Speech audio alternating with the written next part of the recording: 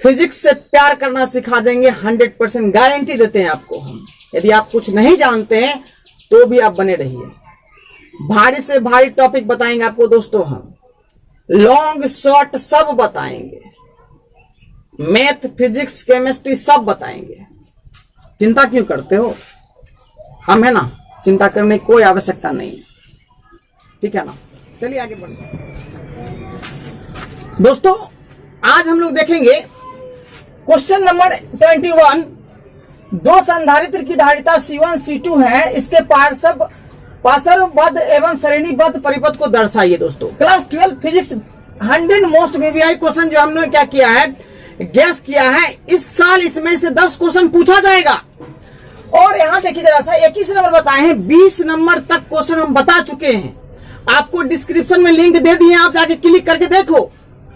और इसको पढ़ना बहुत जरूरी है। यदि आप नहीं पढ़ते हो क्वेश्चन, यदि आपका छूट जाता है एग्जाम में, तो बहुत ज्यादा आपको नुकसान होने वाला है। इसलिए दोस्तों आपको कहेंगे क्या, आप जल्दी से जाके देखो, और आप यदि नए हैं तो चैनल को सब्सक्राइब करो जल्दी से, और बेल आइकन को प्रेस कर लो, जिससे कि नया वीडियो डालेंगे जैसे ही तो आपके पास नोटिफिकेशन चला जाएगा।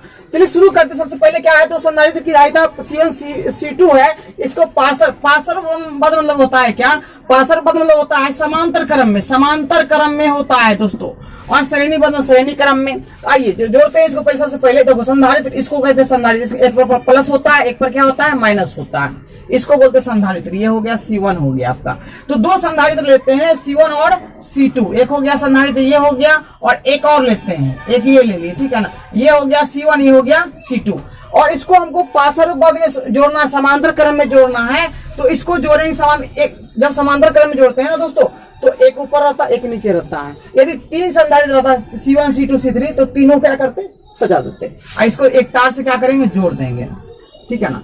और इसको इधर भी क्या करेंगे, जोड़ देंगे। एक होता है प्लस चार्ज होता है, इस पर प्लस होता है पहले वाले प्लेट पर, दूसरे वाले पर क्या होता है, माइनस चार्ज होता है दोस्तों। इस प्रकार से हम जोड़ दिए, और इसको लास्ट में क्या करते, कनेक्ट कर देते पृथ्वी से दोस्तों, इस प्रकार से। अब आता है श्रेणी क्रम में जोड़ना। श्रेणी क्रम में बस इसको क्या करना, इस तरह से 2 को ले लिए हम यहाँ से, और इस प्रकार से हम जोड़ दिए। C1 हो गया, ये C2 हो गया दोस्तों। तो इस प्रकार से हमने जोड़ दिया, इसको यहाँ से जोड़ो इस तरह से, और ये पृथ्वी हो गया दोस्तों। तो इस प्रकार से दोस्तों आप जोड़ेंगे, ये प्लस इस पर होता है, और इस पर क्या होता है, माइनस होता है दोस्तों। इस पर प्लस होता है, और इस पर क्या होता है, माइनस। उसी प्रकार से यहाँ प्लस होता है दोस्तों, और यहाँ माइनस होता है, प्लस होता है, और यहाँ क्या होता है, माइनस होता है दोस्तों।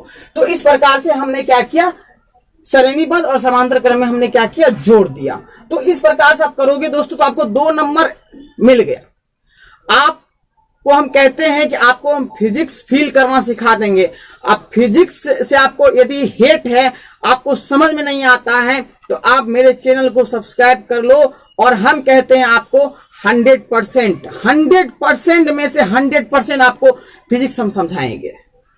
समझ में नहीं आए तो कमेंट करना, ठीक है ना। तो श्रेणी क्रम, समांतर क्रम में क्या होता है, एक दूसरे को ऊपर रखते हैं, ठीक है ना। और श्रेणी क्रम में क्या होता है, लगातार क्या करते हैं, जोड़ते चले जाते हैं सीरीज में।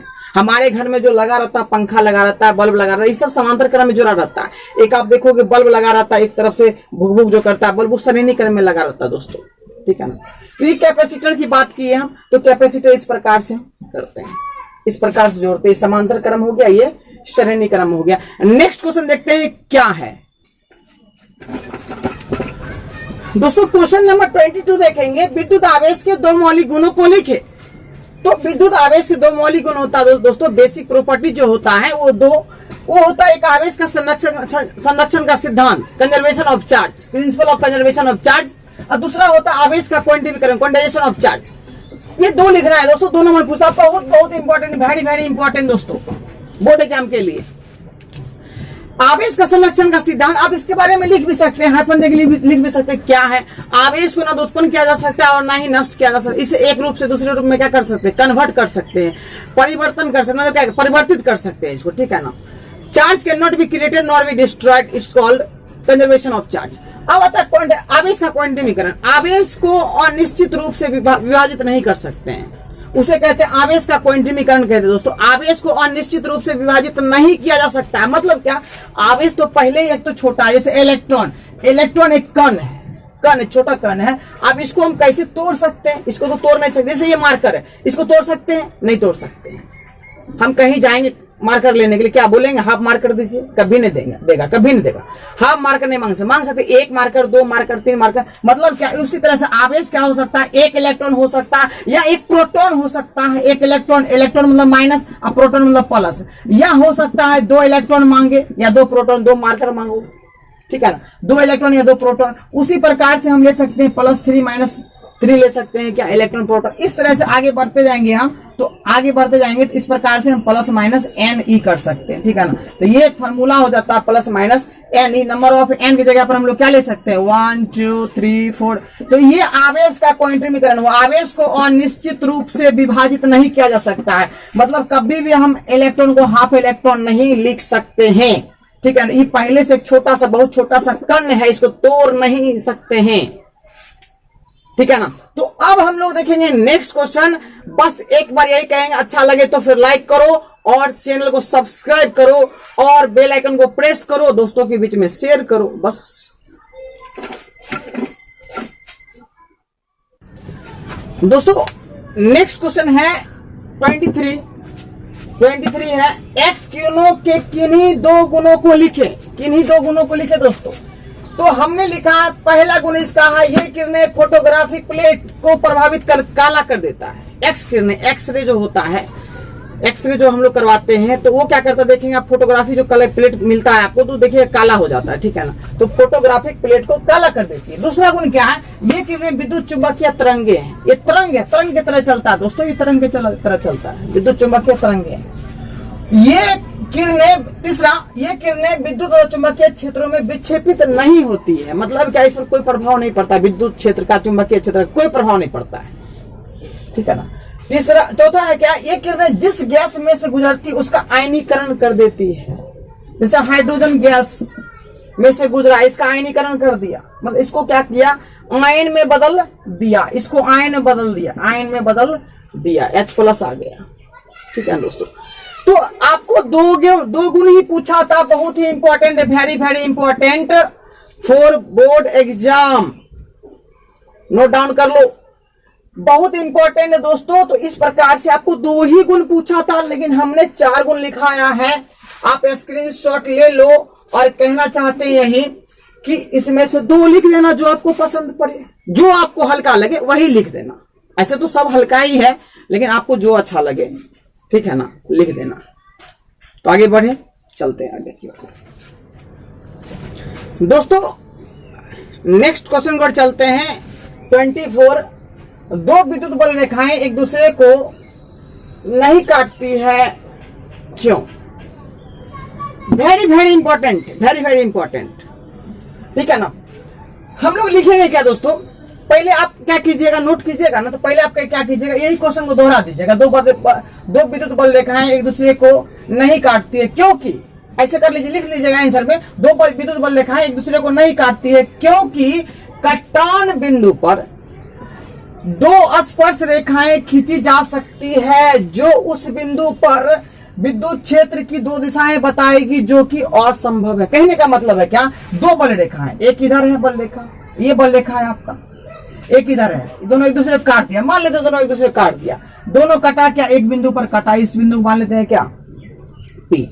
हमने बोला, मान लीजिएगा, हमने बोला क्या कि इसका और इसका 2 बल रेखा है, यहाँ पर एक ये है और एक ये है।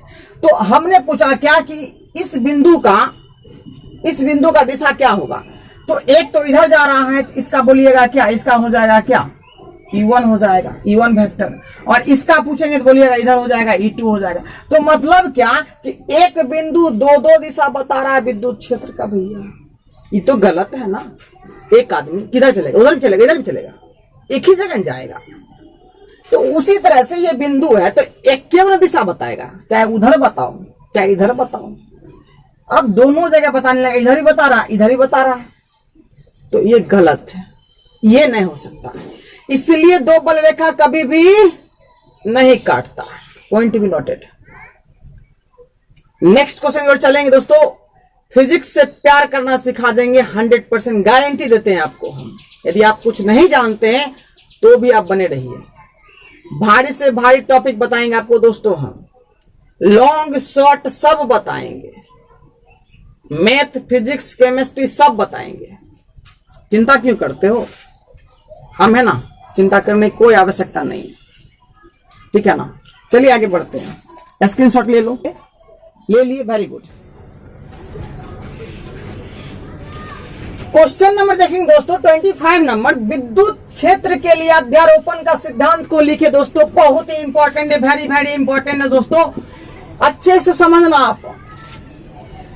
क्या है कि इसमें लिखा हुआ है क्या, पहले पढ़ लेते हैं, उसके बाद फिर हम इसको समझा देंगे, लाइन बाय लाइन समझा देंगे, क्लियर हो जाएगा, पूरा डाउट क्लियर हो जाएगा आपका, पूरा डाउट क्लियर हो जाएगा दोस्तों, सच बता रहा हूं मैं।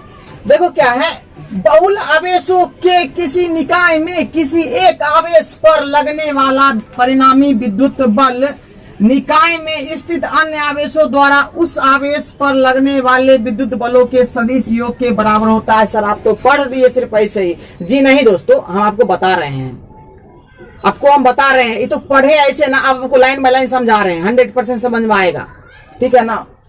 बहुल मतलब हो गया बहुत सारा आवेश है, बहुत सारा आवेश हो किसी निकाय में, एक निकाय बनाया, एक सिस्टम बनाया गया जिससे बहुत सारा आवेश है, बहुत सारा क्या है, आवेश है, एक निकाय बनाया गया है, और किसी एक आवेश पर लगने वाला परिणामी विद्युत बल, किसी एक आवेश पर परिणाम, तो मान लीजिए क्या एक आवेश यहाँ पर है, आपका ये आवेश है क्या, Q1 है, तो Q1 आवेश पर लगने वाला परिणामी विद्युत बल हो गया, मान लेते हैं क्या, F1 हो गया। क्या परिणामी मतलब कुल बल हो गया कितना, F1 वेक्टर हो गया। और बोला गया क्या, स्थित अन्य आवेशों द्वारा, अन्य आवेश मतलब क्या, अन्य आवेश हो गया क्या, अन्य आवेशों द्वारा, इसमें बहुत सारे आवेश है, मान लेते हैं Q2 है, Q3 है, Q4 है, इस तरह से Qn तक ले लिए हम, ठीक है ना। तो अन्य आवेशों द्वारा उस आवेश पर जो आवेश लिए, अकेला जो आवेश है, उस अकेले भी लिख सकते हैं आप, उस अकेले